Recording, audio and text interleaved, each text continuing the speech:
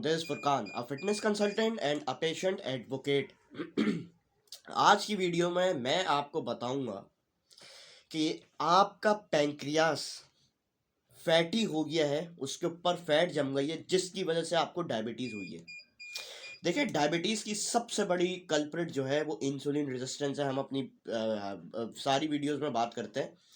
ये चीज़ आपको शायद आपके डॉक्टर ने या कोई भी हेल्थ केयर प्रोवाइडर हो उसने शायद ना बताई हो आपको, जो मैं आज आपको फिनोमेना बताता हूँ कि किस तरह डायबिटीज़ करवाती, क्या चीज़ डायबिटीज़ करवाती है और ये डायबिटीज़ होती किस तरह है।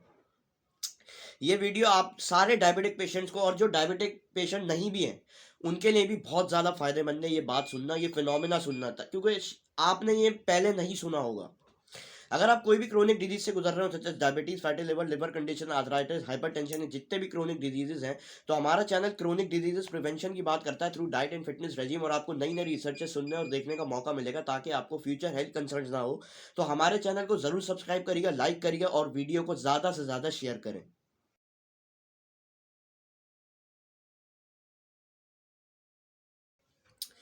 देखें, सवाल ये उठता होगा आपके दिमाग में कि क्या चीज़ डायबिटीज़ करवा रही है।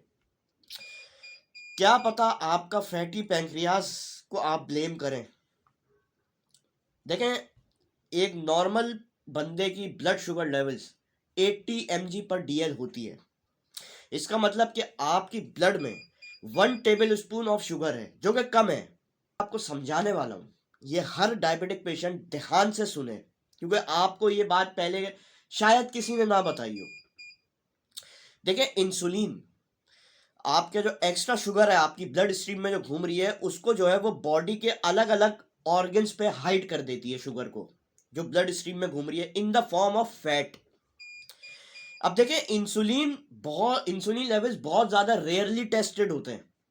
खास तौर से अगर हम एशिया की बात करें तो एशियंस की इंसुलिन लेवल्स टेस्ट होते ही नहीं है। ज़्यादातर मेडिकल प्रोवाइडर जो है वो इंसुलिन टेस्ट करवाते ही नहीं है, और ये टेस्ट करवाना चाहिए, क्योंकि बहुत सारे, तकरीबन सारे एशियंस के इंसुलिन लेवल्स बढ़े हुए होते हैं because of high consumption of sugar. अब देखें, शुगर जो ब्लड स्ट्रीम में घूम रही है आपके, उसको डील करने के लिए इंसुलिन जो है उसको ओवर टाइम जो है वो स्पाइक होती है आपकी पैंक्रियास से, और उसको वक्तन फवक्तन काम करना पड़ता है आपकी ब्लड शुगर लेवल्स को मैनेज करने के लिए, मेंटेन रखने के लिए आपकी बॉडी में। देखें, हमारा मेन मुद्दा जो है ना, आपको ये समझाना है कि डायबिटिक पेशेंट आप हो या ना हो, आपको अपनी इंसुलिन ज़्यादा स्पाइक नहीं करवानी अपनी बॉडी में से। इसके बारे में हम पूरी डिटेल वीडियोस में बात कर चुके हैं। डिस्क्रिप्शन में प्लेलिस्ट का लिंक दे दूंगा, वो वीडियोस आप जाके ज़रूर देखिएगा। अगर आप हर 2 घंटे बाद खाना खाते रहें तो आपकी इंसुलिन स्पाइक होती रहेगी। अगर आप हाई ग्लाइसेमिक इंडेक्स फूड्स खा रहे हैं तो ये बात तो हम पहले कर चुके हैं, लेकिन ये बात आपको भी समझाना ज़रूरी थी। देखें, उसके बाद क्या होता है, जब आपकी इंसुलिन वक्तन फवक्तन स्पाइक हो रही होती है, आपका जो है वो इंसुलिन जो है वो पैंक्रियाज रिलीज कर रहा होता है वक्तन फवक्तन, हर 2 घंटे बाद, हर घंटे बाद। फिर आपकी इंसुलिन कन्वर्ट करती है शुगर को इन फैट सेल्स, जो कि बहुत खतरनाक होता है, डायबिटिक कॉम्प्लिकेशंस बढ़ा देता है आपके अंदर। फैट सेल्स कन्वर्ट होते हैं, शुगर जब फैट सेल्स में कन्वर्ट होती है तो आप देखते हैं आपके अंदर सबक्यूटेनियस फैट जमा हो जाता है। सबक्यूटेनियस फैट वो होता है जो कि आपकी लेयर के बीनीथ होता है, यानी कि कुछ लोगों के आपने देखा होगा डबल चिन आ रही है, कुछ लोगों के फैट मुंह पे जो है वो फैट ज़्यादा आ रहा है, और लव हैंडल्स जो है उनके फैटी हो गए हैं। बॉडी फैट, बॉडी के ऊपर जो स्किन के नीचे जो है वो बहुत ज़्यादा फैट है। तो जो लोग ओबीस हैं वो तो ये ना समझे कि हमें डायबिटीज़, हम बिल्कुल फिट हैं, हमें डायबिटीज़ होने का खतरा नहीं है। उनको 100% डायबिटीज़ होने का खतरा है, और आप अगर अपने इंसुलिन लेवल्स चेक करवाएंगे तो वो 100% बढ़े हुए होंगे।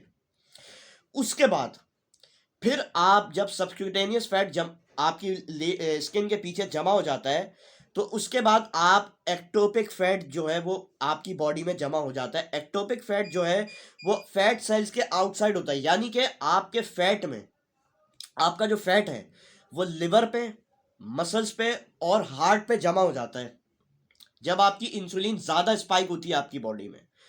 उसके बाद ये फैट जो है ना वो आहिस्ता आहिस्ता आहिस्ता आहिस्ता जो है वो पैंक्रियास के ऊपर जमा होना शुरू हो जाता है। देखिए, अगर आपकी फैटी लिवर है, ठीक है ना, आपके मसल्स के ऊपर फैट है, आपके हार्ट के ऊपर फैट है, तो ये इवेंचुअली आपको डायबिटीज तो नहीं करवाएगा, लेकिन ये फैट आहिस्ता आहिस्ता प्रोसेस होता है बॉडी में। एक्टोपिक फैट जो है वो फिर आहिस्ता आहिस्ता आपके पैंक्रियास पे जमा होना शुरू हो जाता है। उसके बाद आपकी बॉडी में इंसुलिन रेजिस्टेंस डेवलप होना शुरू हो जाती है, और ये एक प्रोटेक्टिव मैकेनिज्म होता है, यानी कि आपकी बॉडी उससे फाइट कर रही है, लेकिन आपकी बॉडी में इंसुलिन रेजिस्टेंस होना शुरू हो जाती है। अब इसके बाद आपके अंदर डायबिटीज, आप डायबिटिक पेशेंट हो गए, क्योंकि आपका पैंक्रियाज इस सारे फिनोमेना के बाद फैटी हो गया। अब देखें, पैंक्रियाज फैट से क्लॉग्ड हो गया, यानी कि उसके ऊपर फैट बहुत ज्यादा जमा हो गया, तो वो डिसफंक्शन हो जाएगी पैंक्रियाज के अंदर, यानी कि वो फंक्शन सही से नहीं करेगा। तो जितना फंक्शन सही से नहीं करेगा, 50% पैंक्रियाज फॉर एग्जाम्पल क्लॉग्ड है, फैट्स है, फैट उसके ऊपर अक्यूमुलेट हो गया है, तो इंसुलिन तो वो ज्यादा स्पाइक करेगा ही नहीं, तो आप टाइप 2 डायबिटिक पेशेंट तो हो गए, यानी कि फैटी पैंक्रियाज ने आपको डायबिटिक पेशेंट करवा दिया। तो जो लोग ओबीस हैं उनको अपने इंसुलिन लेवल्स चेक करवाने हैं, जो लोग ओबीस नहीं भी हैं उनको भी अपने इंसुलिन लेवल्स चेक करवाने। इसको मेंटेन किस तरह करा जाए कि फैटी पैंक्रियाज होने से आपको बचाया जाए। सबसे पहले, अगर आप ओवरवेट हैं तो आपको हर 2 महीने बाद अपना 10% बॉडी फैट कम करना है। बॉडी फैट जितना कम होगा आपका, उतना आपको डायबिटीज होने का रिस्क जो है वो बहुत कम हो जाता है। उसके बाद you have to do strength training, पट्टों की एक्सरसाइज करनी है। जो पट्टों पे एक्सेस फैट जमा हुआ है उसको उसको आपको मेल्ट करना है अपनी बॉडी में से। तो आप जितना लीन मसल मास होगा आपका, उतना फायदा है आपको और आपके पैंक्रियास को भी। तो जो लोग ओबीस हैं, तो वो लोग तो ये समझे कि उनको डायबिटीज होने का ज्यादा खतरा है।